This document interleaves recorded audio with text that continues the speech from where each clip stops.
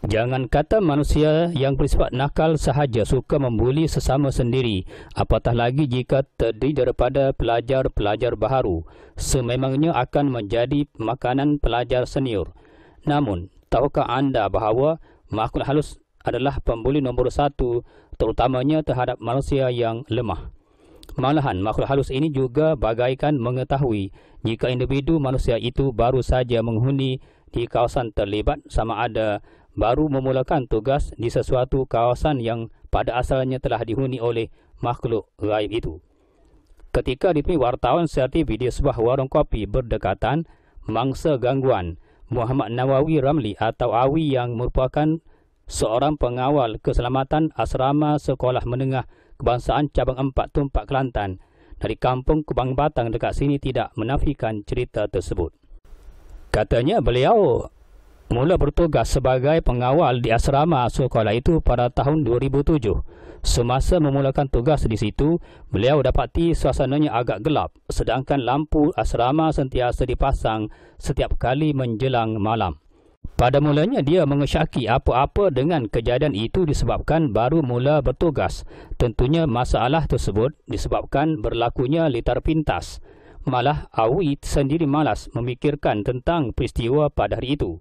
Justru, beliau membiarkannya kerana tugasnya yang sebenar sekadar mengawal asrama tersebut dari dicerobohi oleh pemuda-pemuda luar yang nakal dari membuat sesuatu yang tidak diingini terhadap pelajar-pelajar berkenaan. Namun, gangguan tersebut tidak selesai setakat itu sahaja. Ini kerana buat kali kedua pula telinga Awi dapat menangkap satu bunyi deruan air yang keluar dari sebatang paip di asrama tersebut. Hairan juga baginya siapakah yang menggunakan paip pada malam-malam buta begitu. Padahal hanya beliau seorang sahaja yang berada di kawasan itu pada malam kejadian. Beliau kemudiannya bergegas ke arah datangnya bunyi air itu.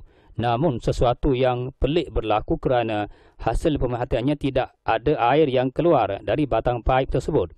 Kejadian itu tidak dipedulikannya kerana beliau telah mula menyedari bahawa segala yang berlaku itu adalah permainan makhluk halus yang sentiasa berkeliaran di kawasan asrama dan jalan raya berhampiran. Tambah Awi lagi, selang beberapa hari kemudiannya dari arah padang bola asrama berkenaan, iaitu semasa beliau melintasi padang berkenaan, tubuhnya terasa seperti dihembus angin yang agak luar biasa. Dia melihat sekeliling untuk memastikan pohon bergoyang akibat ditiup angin. Menurutnya, beliau ingat bukan angin yang bertiup pada ketika itu. Ini kerana selain waktu tengah hari, didapati tidak ada pohon bergoyang. Ini tentunya kerja makhluk berkenaan. Menurut Awi, beberapa hari berikutnya beliau juga terlihat sebatang pokok bergoyang, terutamanya di bahagian atas daun pokok tersebut tak kala beliau cuba melewati pokok berkenaan. Sambil mendekati pokok tersebut, beliau cuba mengamati untuk melihat secara lebih jelas binatang yang boleh bertenggek di hujung daun pokok yang bergoyang itu. Memang sah, tiada sebarang binatang di atas pokok itu, malah amat mustahil seekor binatang boleh bertenggek di atas daunnya jika dilihat kepada fizikal pokok yang bergoyang itu. Di samping itu katanya, kadang-kadang beliau juga terkejut sewaktu tiba gilirannya bertugas di asrama tersebut tak kala beliau ingin melelapkan mata walaupun hanya sekejap. Ini kerana beliau sering diganggu oleh lembaga berkenaan apabila terasa kakinya diherik. Malahan kadang-kadang tubuhnya juga turut ditindih. Kejadian seumpama itu sering berlaku terutamanya dari jam 1 pagi hingga 2 pagi.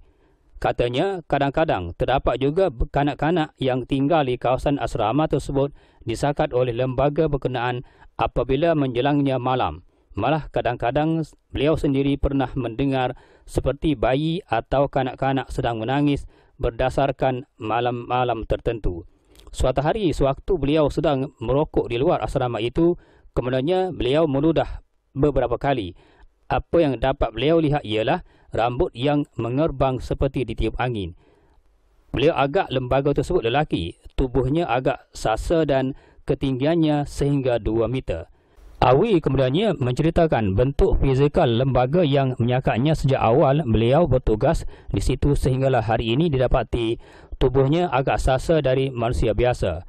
Pakaian yang dapat dilihatnya berwarna hitam pekat dan setakat ini hanya lembaga lelaki itu sahaja yang ada di kawasan itu, walaupun beliau tidak menafikan mungkin ada makhluk halus lain yang menetap di kawasan yang sama.